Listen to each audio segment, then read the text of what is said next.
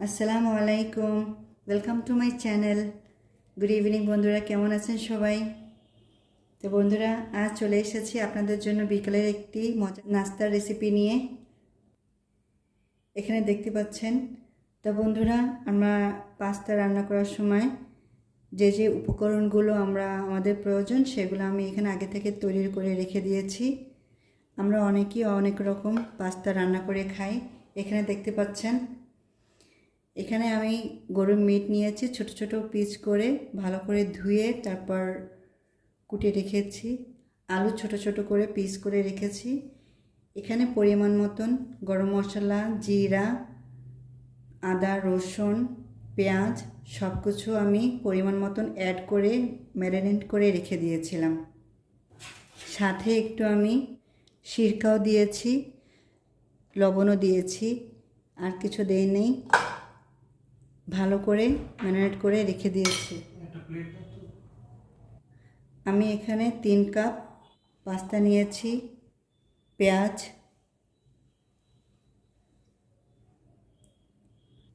এখন চলুন আমরা তাহলে রান্না শুরু করি। এখানে আমি একটা হাঁড়িতে বড় কাপের 4 কাপ পানি নিয়েছি। সামান্য একটু তেল দিয়ে দেব, একটু লবণ দিয়ে দেব। পানিটা না যতক্ষণে উবল আসে ততক্ষণে আমাদের ওয়েট করতে হবে। বন্ধুরা, আমার পানি উবল এসেছে, এখন আমি দিয়ে দেব পাস্তা।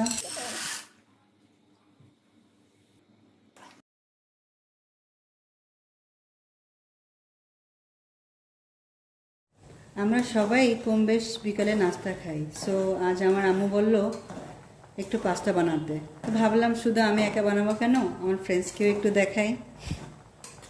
জানি না আমার রেসিপিটা আপনাদের কাছে কেমন লাগবে, তবে হ্যাঁ, আমার টিপসগুলো দেখে ঠিক এই অনুযায়ী আপনারা রান্না করে একটু দেখেন, খুবই মজা লাগবে।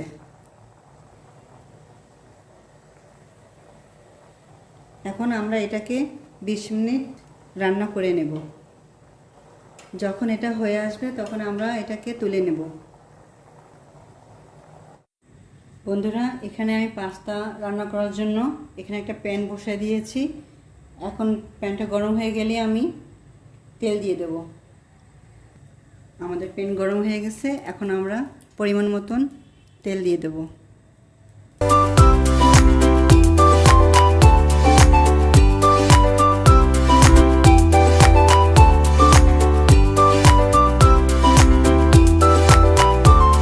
আমাদের ডিম হয়ে গেছে, এখন আমরা ডিমটা তুলে নেব।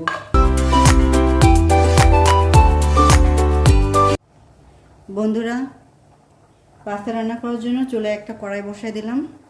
আমাদের কড়াই গরম হয়ে গেছে, এখন পরিমাণ মতন তেল দিয়ে দেব।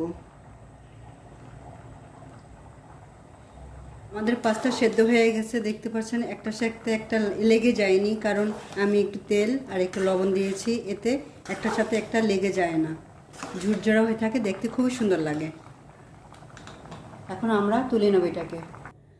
দেখেন কি সুন্দর ঝরঝরা হয়েছে, দেখছেন একটার সাথে একটা লেগে যায়নি।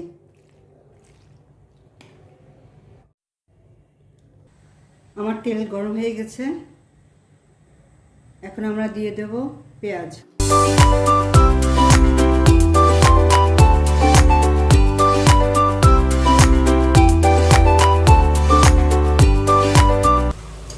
আমার পেঁয়াজটা হয়ে আসছে, দেখেন। এখন দিয়ে দেব পরিমাণ মতন লবণ। লবণটা আমি এখন একটু কমই দেব, কারণ মাংসটা যখন ম্যারিনেট করে রেখে দিয়েছিলাম তখন আমি লবণ দিয়েছি হালকা, আবার পাস্তা যখন সেদ্ধ করেছি তখনও আমি লবণ দিয়েছি। এখন দিয়ে দেব পরিমাণ মতন গুঁড়ো মরিচ, দিয়ে দেব হলুদ। ভালো করে পেঁয়াজের সাথে অ্যাড করে ভালো করে নাড়াচাড়া করতে হবে। তারপর এখানে অ্যাড করব সামান্য পানি। এই পানিটা আমি ভালো করে ভুনে নেব।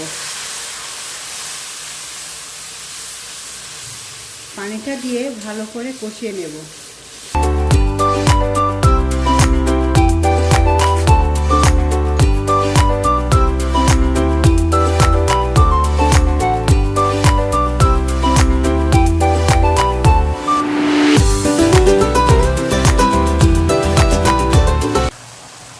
মশলাটা ভুনা হয়ে গেছে। এখন দিয়ে দেব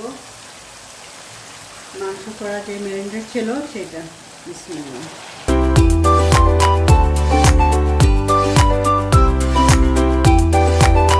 প্রথমে এটাকে ভালো করে কষিয়ে নেব।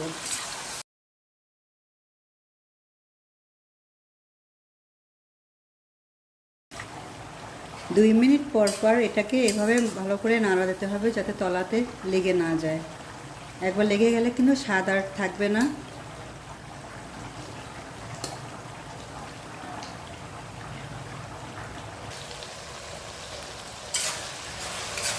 এখন দিয়ে দেব গাজর আর টমেটো।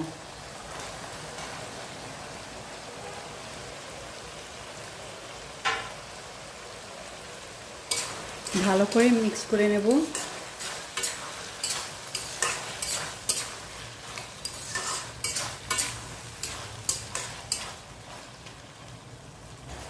এখন অল্প আঁচে দিয়ে ঢাকনা ঢেকে রেখে দেব।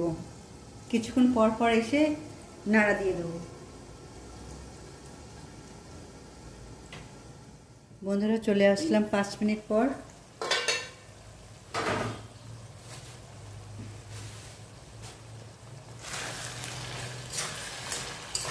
এখনো বাকি আছে, এখনো হয়নি।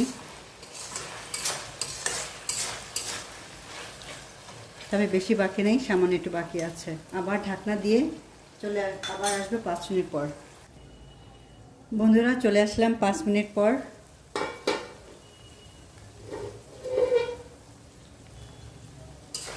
আলহামদুলিল্লাহ আমার কড়াই নিচে লাগেনি। বন্ধুরা দেখেন, দেখতে কেমন সুন্দর লাগছে, স্মেলটাও খুব সুন্দর আসতেছে, খেতে তো দারুণ লাগবে। এখন এখানে অ্যাড করে নেব ডিম।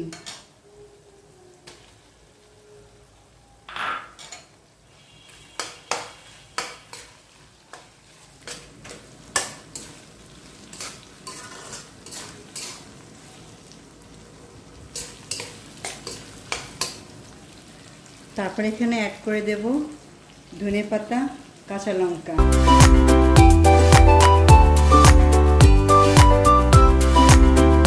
আমার কাছে ধনেপাতা ছিল তাই আমি ধনেপাতা দিয়েছি। যদি আপনাদের কাছে ধনেপাতা না থাকে তাহলে সেই ক্ষেত্রে আপনারা কারি পাতাও দিতে পারেন, অথবা আপনারা পুদিনা পাতাও দিতে পারেন।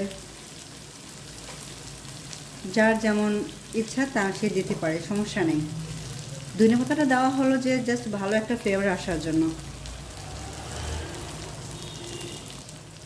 এখন এখানে অ্যাড করে নেব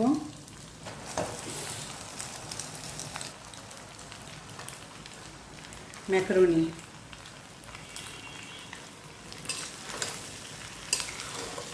ভালো করে মিক্স করে নেব ম্যাকারনির সাথে। আলহামদুলিল্লাহ স্মেলটা খুবই সুন্দর আসতেছে। এখন খেতে আমার যতটুকু ধারণা খেতে মাশাআল্লাহ লাগবে। আচ্ছা বন্ধুরা, আপনাদের কার কেমন লেগেছে অবশ্যই আমাকে কমেন্ট করে জানাবেন।